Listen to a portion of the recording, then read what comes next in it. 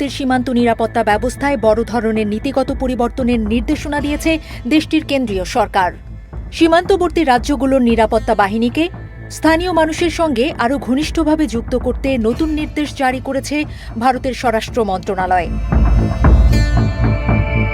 এই নির্দেশনা অনুযায়ী সীমান্তবর্তী রাজ্যগুলোতে কর্মরত পুলিশ ও কেন্দ্রীয় সশস্ত্র পুলিশ বাহিনীর কর্মকর্তাদের বছরে অন্তত 50 রাত সীমান্ত এলাকার গ্রামগুলোতে অবস্থান করতে হবে। কেন্দ্রের দাবি, শুধু কাঁটাতারের বেড়া, আধুনিক প্রযুক্তি বা বাড়তি টহল দিয়েই সীমান্ত নিরাপত্তা নিশ্চিত করা সম্ভব নয়।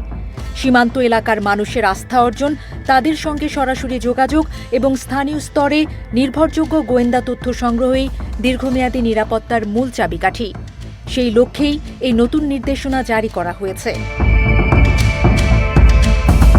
বিশেষ করে বাংলাদেশ সীমান্ত ঘেঁষা রাজ্য পশ্চিমবঙ্গ ও আসামে এই নির্দেশ বাস্তবায়নে সর্বোচ্চ গুরুত্ব দিতে বলা হয়েছে।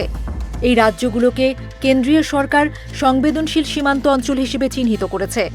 ভারতের 4টি প্রধান সীমান্তরক্ষী বাহিনী, border security force, BSF, Indo তিব্বত বর্ডার পুলিশ, আইটিবিপি, সশস্ত্র সীমাবল এবং আসাম রাইফেলসের শীর্ষ কর্মকর্তাদের কাছে ইতিমধ্যেই এই নির্দেশ পাঠানো হয়েছে। একই সঙ্গে সীমান্তবর্তী রাজ্যগুলোর পুলিশ প্রধানদেরও এই বিষয়ে আনুষ্ঠানিকভাবে অবহিত করা হয়েছে। সূত্র জানায়, গত বছরের নভেম্বরে ছত্তিশগড়ের রায়পুরে অনুষ্ঠিত ডিজিআইজি সম্মেলনের পরেই এই সিদ্ধান্ত চূড়ান্ত হয়।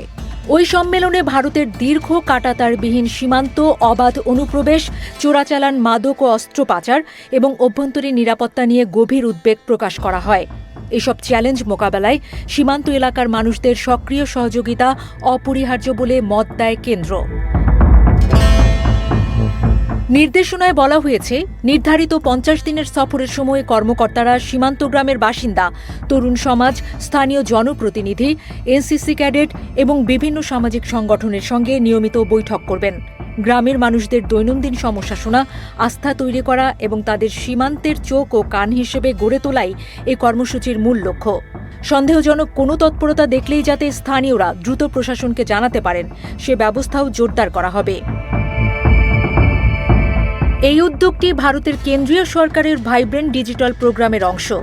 2023 সালের 10 এপ্রিল চালু হওয়া এই কর্মসূচির উদ্দেশ্য হল সীমান্তবর্তী গ্রামগুলোকে উন্নয়নের মূলধারার সঙ্গে যুক্ত রেখে নিরাপত্তা ব্যবস্থাকে আরও কার্যকর করা। নিরাপত্তার পাশাপাশি শিক্ষা, স্বাস্থ্য, কর্মসংস্থান ও অবকাঠামোগত উন্নয়নেও জোর দেওয়া হচ্ছে এই কর্মসূচির আওতায়।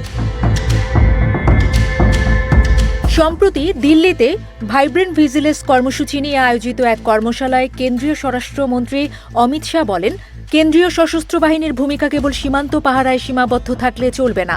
সীমান্ত এলাকার সামাজিক ও অর্থনৈতিক স্থিতিশীলতা নিশ্চিত করাও সমানভাবে গুরুত্বপূর্ণ।